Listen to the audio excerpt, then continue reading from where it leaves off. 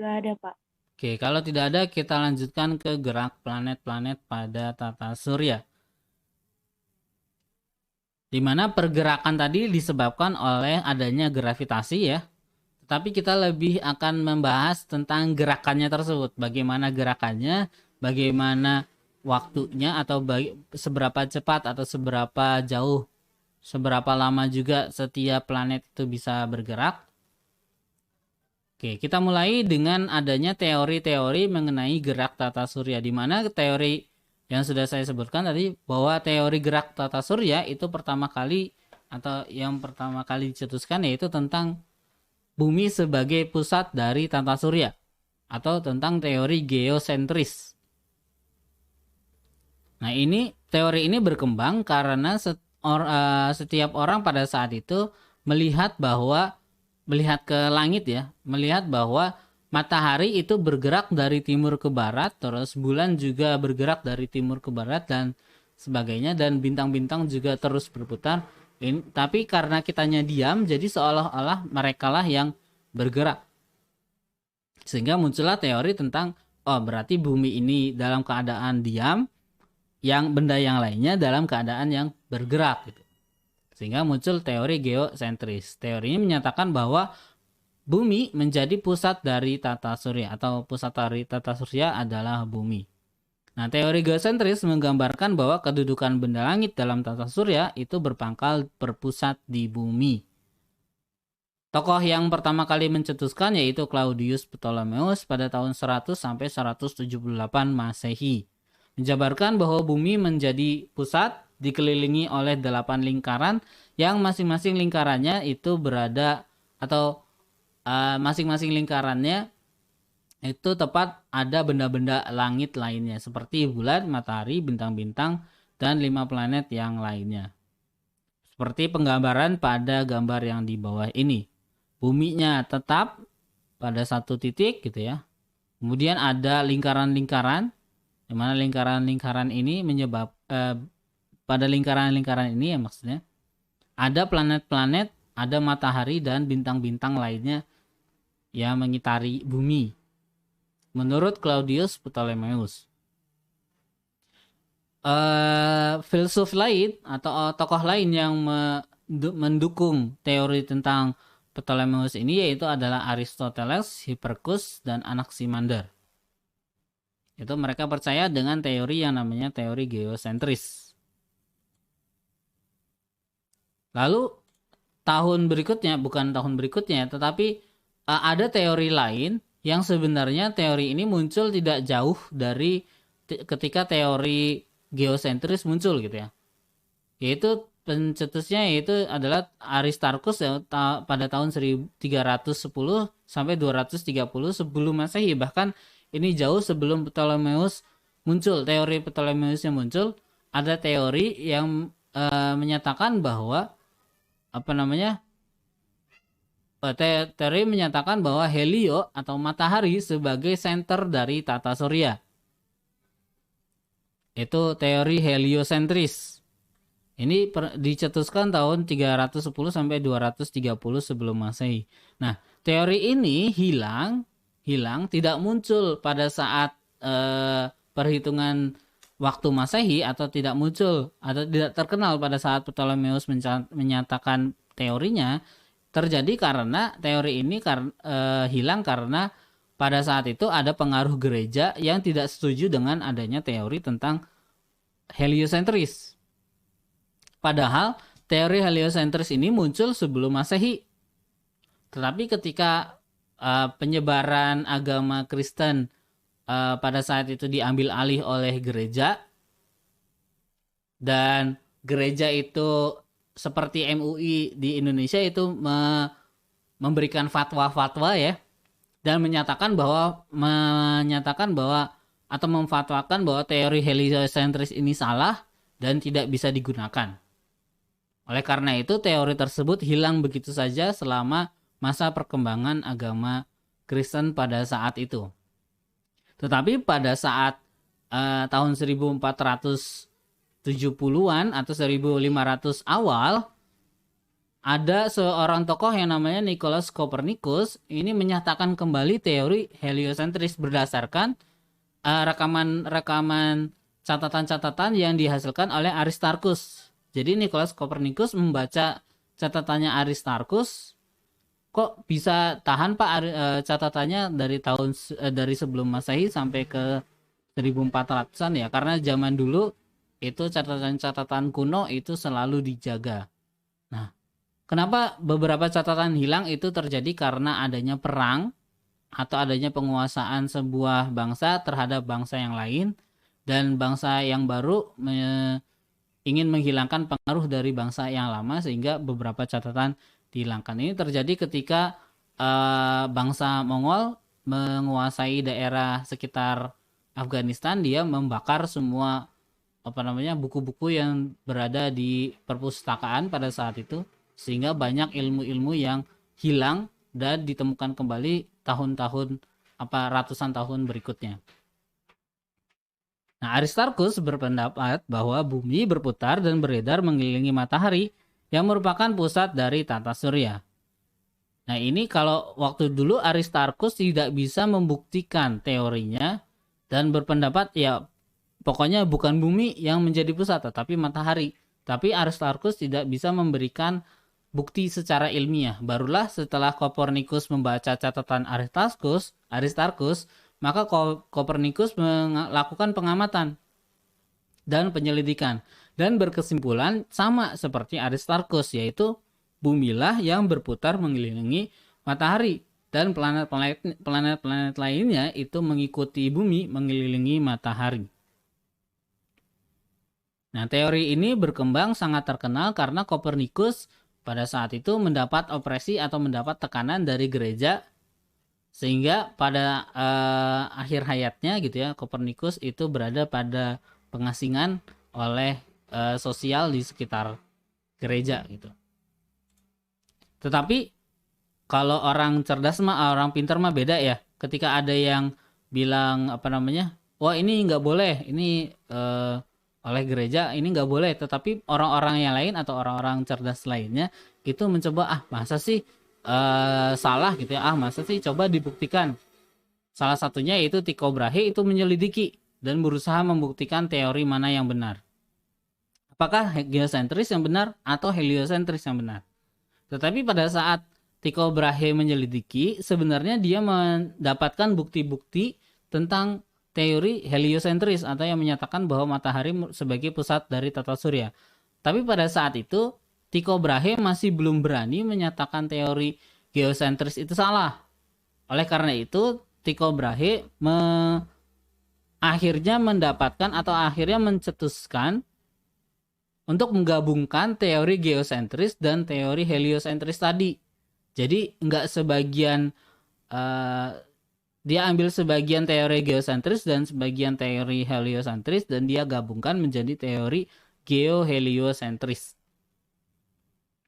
yang menceritakan bahwa bumi mengitari matahari, tetapi planet-planet dan bintang lainnya justru mengitari bumi. Menurut Tycho Brahe seperti itu. Dia belum berani menentang pengaruh dari gereja pada saat itu.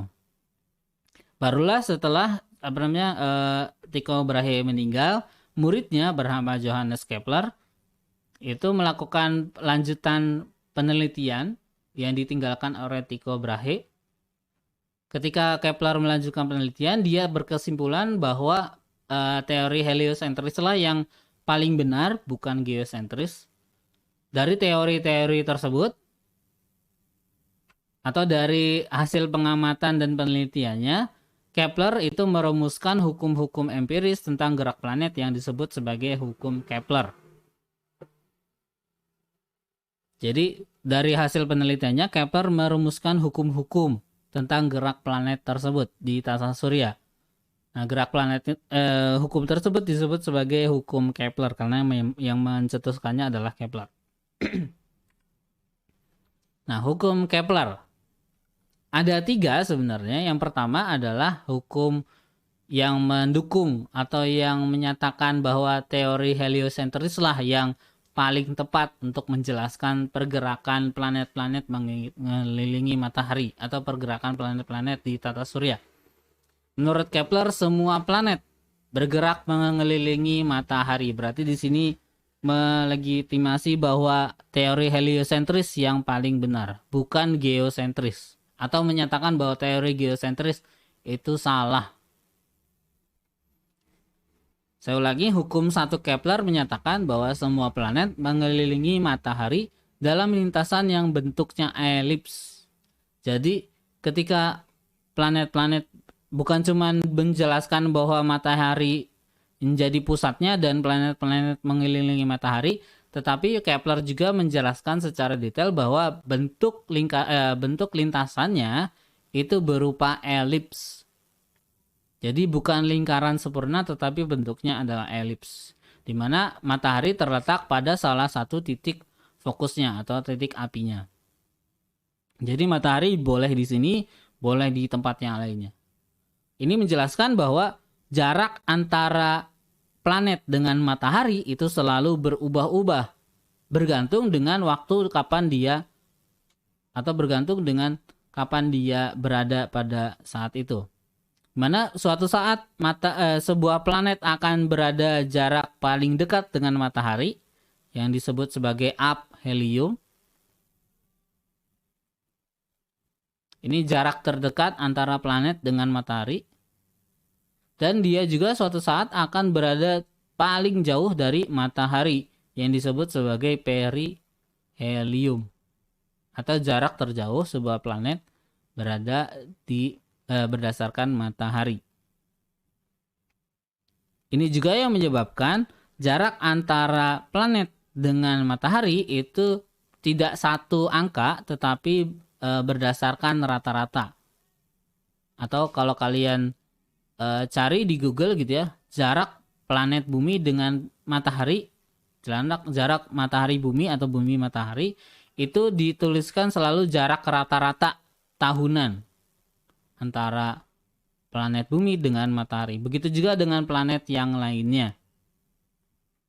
Ini terjadi karena lintasannya bentuknya berupa elips dan matahari berada di salah satu dari titik fokusnya atau titik apinya. Itu bunyi hukum pertama Kepler. Nah, hukum kedua Kepler. Luas sektor elips yang disapu planet dalam suatu waktu yang sama adalah sama besar. Jadi luas sektor atau luas daerah yang disapu itu yang maksudnya yang dibentuk oleh pergerakan dari planetnya. Misalkan planetnya bergerak dari titik ini ke titik itu tuh. Kemudian kalau saya tarik dari matahari jaraknya berapa gitu ya. Terus kemudian dari sini ke sana planetnya akan menyebabkan atau akan mendapatkan luas juring atau luas area dari elips seperti ini A. Terus waktu selama dia bergerak itu sebesar T. Gitu ya. Nah, menurut Kepler katanya kalau luasnya sama, ini misalkan luas ini besarnya A, misalkan sebesar 50 gitu ya. Ini besarnya juga 50, ini besarnya 50. Kalau luasnya sama, ini kelihatan lebih besar. Kenapa? Karena jaraknya lebih dekat dengan matahari ya. Sedangkan untuk yang di sini sama yang di sini, dia jarak kelihatannya lebih kecil, gambarannya lebih kecil ya. Meskipun luasnya besarnya sama, tapi karena dia letaknya lebih jauh, jadi gambarnya lebih kecil aja. Ini juga sama. Letaknya lebih jauh jadi gambarnya lebih kecil. Bukan karena luasnya lebih kecil tetapi justru karena jaraknya ini aja yang lebih jauh daripada mataharinya. Nah, menurut Kepler kalau luasnya sama-sama A atau sama-sama 50, maka waktunya dari planet tersebut bergerak dari satu titik ke titik yang lainnya ketika dia menyapu luas yang sama, itu waktunya juga sama. Kalau A1 sama dengan A2 sama dengan A3, maka T1 akan sama dengan T2 sama dengan T3. Jadi ketika planet bergerak dari satu titik ke titik yang lain, ya, dari titik ini ke titik yang itu juga, dan titik itu ke titik ini, kalau dia punya luasan yang sama atau luas daerah yang sama yang disapu oleh elips lintasannya, maka waktunya juga sama. Kita lihat di sini bahwa dari bawah ke atas lintasan ininya nih lebih panjang dibandingkan dengan lintasan ini nih. Misalkan saya ambil ini lintasannya adalah lintasan 1, ini dari sini ke situ adalah lintasan 2, dari sini ke sini adalah lintasan ketiga. Kita bisa lihat bahwa lintasan 1 ini lebih panjang. Lintasan 2 lebih pendek dan lintasan 3 yang paling pendek. Tetapi menurut Kepler katanya waktunya T1, T2, dan T3 itu sama. Nah, karena waktunya sama dan dia mendapatkan lintasan di sini lintasan yang lebih jauh, maka pada saat dia bergerak mendekat atau lebih dekat dengan matahari, sebuah planet itu memiliki kecepatan atau kelajuan yang lebih besar dibandingkan dengan kecepatan ketika dia bergerak pada jarak yang jauh dari matahari. Misalkan saya tuliskan kecepatan pada lintasan yang pertama ini adalah V1, lintasan yang kedua adalah V2, dan lintasan yang ketiga adalah V3. Maka V1 akan lebih besar dibandingkan dengan V2, akan lebih besar daripada V3. Di sini bisa kita lihat bahwa setiap titik kecepatan dari planet tersebut itu berbeda-beda. Di mana dia akan jadi bergerak lebih cepat kalau dia dekat dengan matahari dan bergerak lebih lambat kalau dia jauh dari matahari.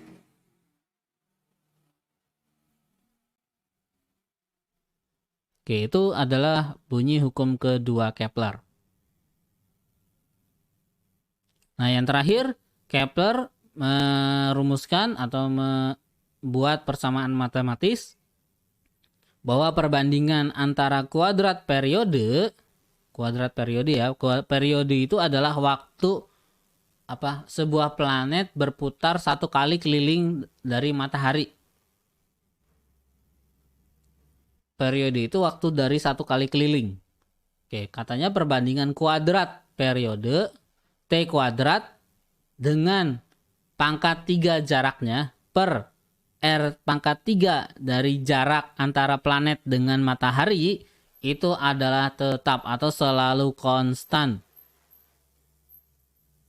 Atau kuadrat periode mengelilingi matahari berbanding lurus dengan pangkat 3 jarak rata-rata planet ke matahari. T kuadrat banding T kuadrat dibandingkan dengan R pangkat 3-nya itu selalu konstan untuk masing-masing planet ketika mengelilingi matahari. Nah, bukan cuma dari situ, ternyata kalau planet-planet yang lain, misalkan kita punya sistem tata surya yang lain yang bintangnya itu bukan matahari, misalkan planet M, terus di sekitarnya bintang M ya, terus di sekitarnya ada planet-planet yang berputar mengelilinginya gitu ya. Maka hukum Kepler yang ketiga ini berlaku untuk masing-masing planet ketika mengelilingi dari bintang M. Tetapi kalau misalkan kita punya ini matahari, terus ini tata surya kita gitu ya, terus planet-planet lainnya. Oke, ini planet misalkan Merkurius, Venus, Bumi, Mars, Jupiter gitu ya. Nah, ketika kita bandingkan antara bintang satu dengan bintang yang lainnya, ini nggak bisa kita bandingkan satu sama lain. Misalkan kita mau bandingkan T-nya atau periode planet Bumi misalkan dan jarak planet Bumi terhadap matahari dengan planet X misalkan ke bintang yang lain gitu ya.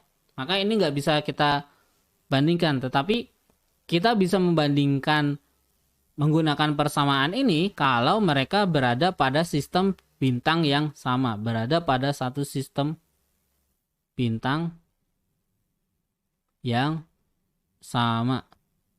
Kalau masih dalam bintang matahari, maka kita bisa bandingkan Merkurius dengan Venus, Venus dengan Bumi, Bumi dengan Mars, Mars dengan Jupiter. Ini masih kita bisa bandingkan. Tetapi kalau udah masuk ke sistem bintang yang lain, maka kita nggak bisa gunakan persamaan yang ini. Bahwa menurut hukum ketiga Kepler bahwa kuadrat periodenya dibandingkan dengan jarak pangkat 3 itu selalu konstan. Kalau saya punya planet 1, planet 2, dan planet 3, maka T1 kuadrat dibandingkan dengan R1 pangkat 3 itu akan sama dengan periode dari planet 2 dikuadratkan dan dibagi dengan jarak planet yang kedua pangkat 3 dan seterusnya. Oke, menurut hukum 3 Kepler seperti itu. Nah, kita juga sebagai muslim harus mentadaburi Al-Qur'an ya. Kita tahu bahwa beberapa surat pada Al-Qur'an itu menjelaskan, atau beberapa ayat pada Al-Qur'an menjelaskan gerak benda langit. Salah satunya adalah surat Yasin ayat 37 sampai ayat 40. Di mana Bapak tuliskan di sini tafsir dari Ibnu Katsir. Allah berfirman bahwa di antara tanda-tanda wujud dan kekuasaannya ialah adanya malam dan siang yang silih berganti. Ini menandakan adanya pergerakan atau bumi yang berputar mengelilingi porosnya. Malam dengan gelapnya dan siang dengan terangnya. Dan adanya matahari yang berjalan di tempat peredarannya. Ini menjelaskan adanya bahwa matahari itu ternyata juga beredar. Beredar mengelilingi apa? Mengelilingi pusat dari galaksi. Serta bulan yang telah ditetapkan manzilah-manzilahnya terbit pada awal bulan kecil, berbentuk sabit, kemudian setelah menempati manzilah-manzilah, dia menjadi purnama, kemudian manzilah terakhir, ia akan terlihat seperti tandan kering yang melengkung. Nah, ini menjelaskan bahwa bulan itu mengelilingi bumi. Di mana setiap kali bulan mengelilingi bumi, dia akan membentuk, atau manusia yang akan melihat bulan tersebut akan melihatnya sebagai fase-fase. Ada fase bulan sabit, fase purnama, dan fase bulan akhir. Masing-masing dari matahari, bulan, malam dan siang telah diatur sedemikian hingga tidak mungkin bagi matahari mendahului bulan, dan malam pun tidak dapat mendahului siang. Masing-masing beredar pada garis edarnya yang telah ditetapkan, dan takdir Tuhan yang Maha Perkasa lagi Maha mengetahui. Ini pada surat Yasin ayat 37 sampai 40. Juga pada surat Yunus ayat ke-5. Kalian bisa baca aja nanti ya tafsir Ibnu Katsirnya. Dan surat Al-Anbiya ayat 30 sampai ayat 33.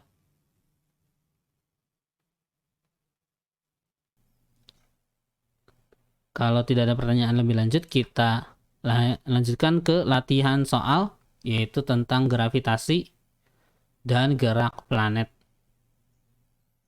Kita coba dulu untuk soal tentang gravitasi.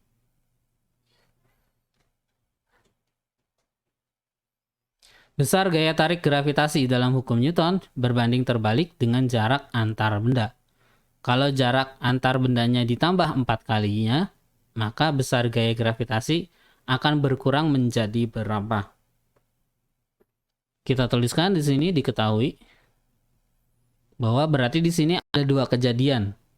Berarti ada kejadian pertama, kalau misalkan kita punya R-nya adalah 1, itu sebesar R misalkan, maka F1-nya adalah sebesar F.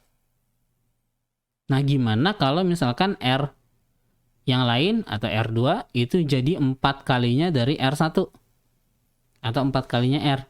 Maka yang ditanyakan adalah berapakah nilai F2-nya. Di sini kita punya dari persamaan gaya gravitasi Newton bahwa Fg sama dengan G besar dikali dengan M1 M2 dibagi dengan R dikuadratkan. Nah, kita dapatkan perbandingan antara F gravitasi atau gaya gravitasi dengan jaraknya itu berbanding terbalik kuadrat, atau Fg itu akan berbanding terbalik dengan R kuadrat. Dari perbandingan ini kita bisa dapatkan bahwa kalau kita bandingkan gaya 1 dengan gaya 2, F1 per F2, maka kita dapatkan persamaan R2 kuadrat akan sama dengan R2 kuadrat per R1 kuadrat. Nah, karena yang ditanyakannya adalah F2, maka saya balik di sini. F2 per F1. Berarti di sini R1 kuadrat per R2 kuadrat. Saya pindahkan F1-nya ke ruas sebelah kanan jadi F2 akan sama dengan R1 kuadrat per R2 kuadrat dikali dengan F1. Kalau saya masukkan angkanya, maka R1 sama dengan R, jangan lupa kuadrat. R2 sama dengan 4 kali R dikuadratkan dikali F-nya, F1-nya adalah F. Maka kita dapatkan bahwa F2 akan sama dengan R kuadrat per 4 kuadrat, berarti 16 dikali dengan R kuadrat dikali dengan F. R kuadrat akan habis masing-masing jadi 1 per 16 kali dari F. Maka F2-nya akan sama dengan 1 per 16 kali atau berkurang sebesar 1 per 16 kali dari gaya yang semula. Oke, kita lanjutkan. Soal berikutnya, dua buah benda bermasa 5 kg dan 6 kg. Berarti saya tuliskan di sini diketahui benda 1 5 kg. Benda 2 adalah 6 kg. Dan jarak antara mereka yaitu sebesar 1 meter. Dan gravitasi universal adalah G. Yang ditanya adalah berapakah gaya tarik-menarik antara keduanya. Dengan persamaan hukum gravitasi Newton, bahwa Fg sama dengan G dikali M1 kali M2 dibagi dengan R kuadrat. Kita cek dulu apakah masing-masing dari besarannya itu sudah satuannya sudah SI atau sudah standar. Kita cek M1 masanya satuannya sudah kilogram, benar ya, sudah SI. Ini juga sudah kilogram, berarti sudah SI. R-nya juga sudah meter, berarti sudah SI. Dimana G-nya ini merupakan konstanta, jadi dia tidak perlu kita tuliskan satuannya. Maka langsung saja berarti kita cari besarnya gaya tarik-menarik antara kedua benda tadi. Kita masukkan angkanya, G-nya berupa G, M1-nya itu adalah 5 kg, M2-nya adalah 6 kg. Dibagi dengan R-nya adalah 1 meter, jangan lupa dikuadratkan. Maka kita dapatkan bahwa gaya tarik menariknya yaitu sekitar 30 dikali dengan G atau 30 G. Pilihan jawaban E.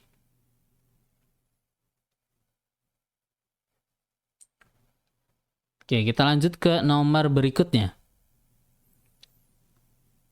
Di mana kita bisa lihat dari gambar ada sebuah titik P di tengah-tengah antara A dengan B. Di mana A mempunyai massa 12 kg, MA-nya 12 kg, dan MB-nya adalah 27 kg. Antara A dan B itu terpisahkan sejarak 20 meter. Sini ya. Nah, jika besar medan gravitasi pada titik P adalah 0, maka yang ditanyakan adalah X-nya ini sama dengan berapa. Kita lihat di sini di titik P. Misalkan kita tempatkan sebuah benda di titik P, maka benda yang berada di titik P tadi itu akan mendapatkan gaya tarik oleh A, yaitu adalah FA. Juga dia akan mendapatkan gaya tarik oleh B, yaitu adalah FB. Tetapi menurut soal katanya di titik P itu medan gravitasinya itu sama dengan 0. Nah, kalau sama dengan 0 berarti gaya yang dirasakan oleh sebuah benda ketika dia berada di titik P itu juga total gayanya akan sama dengan 0, dimana kita punya persamaan sigma F itu sama dengan 0. Ada FB sama FA, berarti FA dikurangi dengan FB akan sama dengan 0. Maka kita punya persamaan FA akan sama dengan FB. Kita pindahkan ruasnya FB ke ruas sebelah kanan ya.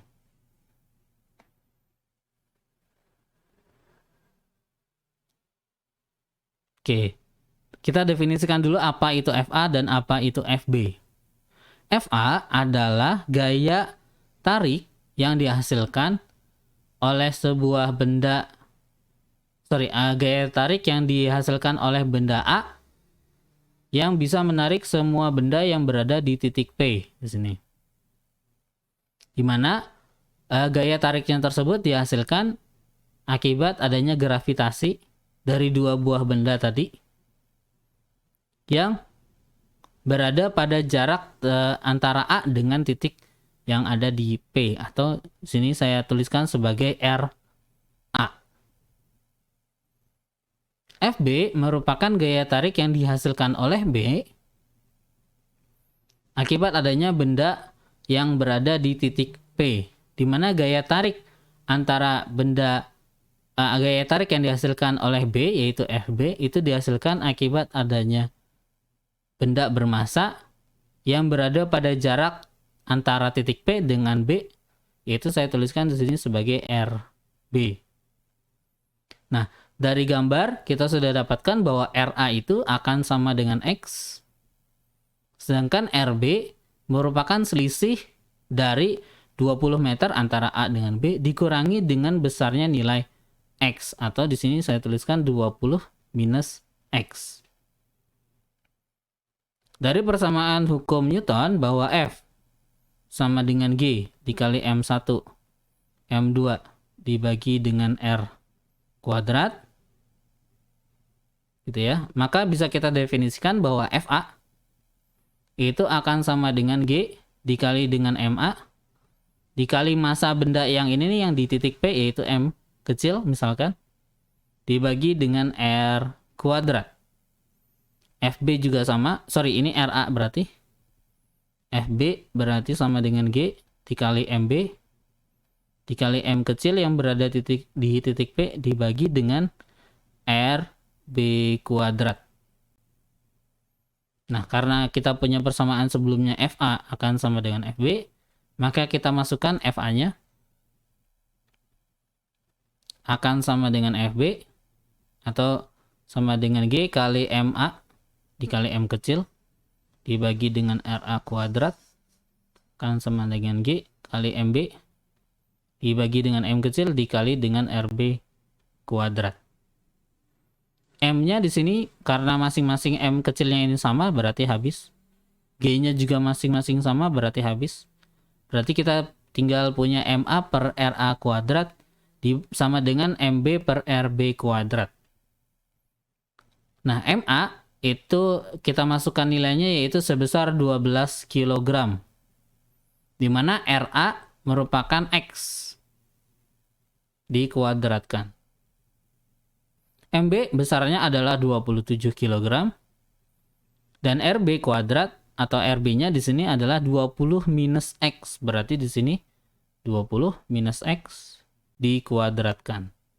Karena ruas sebelah kiri ada kuadratnya dan luas sebelah kanan ada kuadratnya, untuk bisa menghilangkan kuadrat berarti masing-masing ruas akan saya akarkan supaya kuadratnya masing-masing hilang. Berarti yang di atas akan sama dengan akar 12 ya. 12 itu berarti hasil perkalian antara 4 dikali dengan 3. Jangan lupa akarnya belum hilang. Nah, sekarang di bawahnya itu adalah X kuadrat diakarkan, berarti kuadratnya hilang menjadi X. Nah, 27 berarti di sini akar dari 27. 27 itu kita sederhanakan jadi 9 dikali dengan 3.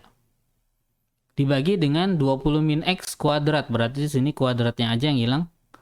20 minus X. Nah, kalau kita selesaikan akarnya ini, akar dari 4 adalah 2. Akar dari 3 adalah akar 3. Di sini akar dari 9 adalah 3. Akar dari 3 adalah akar 3. Masing-masing dibagi X dan dibagi 20 minus X. Karena di ruas sebelah kiri ada akar 3 dan di ruas sebelah kanan juga ada akar 3, maka masing-masing akan habis dibagi. Sehingga persamaannya jadi 2 per X akan sama dengan 3 per 20 minus X. Lalu saya kali silang. antara X dengan 3 dan 20 min X dengan 2. Jadi 40 minus 2X akan sama dengan 3X. Saya kumpulkan X-nya berarti 40 akan sama dengan 5X. Maka saya dapatkan X-nya sama dengan 40 dibagi 5 atau sekitar 8.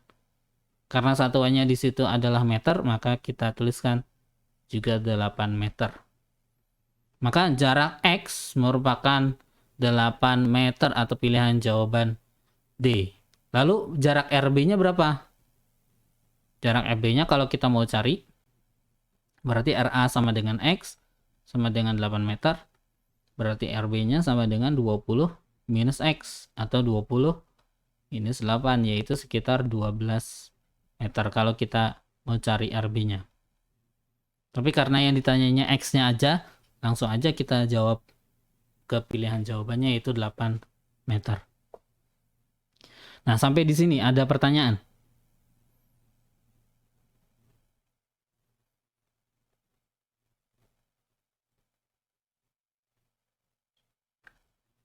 Oke, kalau tidak ada, latihan soal yang lainnya seperti biasa karena waktunya tidak cukup, saya akan buat videonya dan akan saya upload ke YouTube ya. Untuk pertemuan hari ini juga nanti saya akan upload. Tapi sepertinya tadi saya salah, ada kesalahan teknis dalam merekam, jadi suaranya nggak ada. Mungkin saya akan bikin video video penjelasan materi yang tadi itu saya bikin baru ya, karena saya lupa tadi untuk menyalakan mic, jadi suaranya itu nggak terekam ternyata. Oke, kita akhiri pertemuan kita hari ini. Ya, tapi sebelum kita akhiri, silahkan aktifkan kameranya.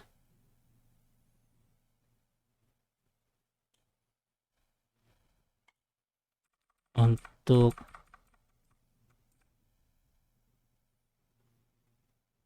saya screenshot sebagai bukti pertemuan kita hari ini. Silahkan yang bisa mengaktifkan kamera.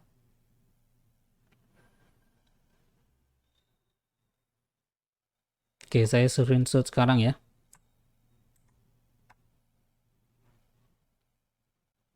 Oke, terima kasih. Silakan bisa ditutup kembali kameranya. Kita akhiri pertemuan kita hari ini dengan bacaan hamdalah. Alhamdulillahirrahmanirrahim. Dan doa akhir majelis. Subhanakallahumma wa bihamdika asyhadu an la ilaha illa anta astaghfiruka wa atubu ilaik. Sampai ketemu di pertemuan berikutnya, yaitu setelah libur lebaran ya. Terima kasih, semoga bermanfaat. Assalamualaikum warahmatullahi wabarakatuh. Sama-sama. Sama-sama.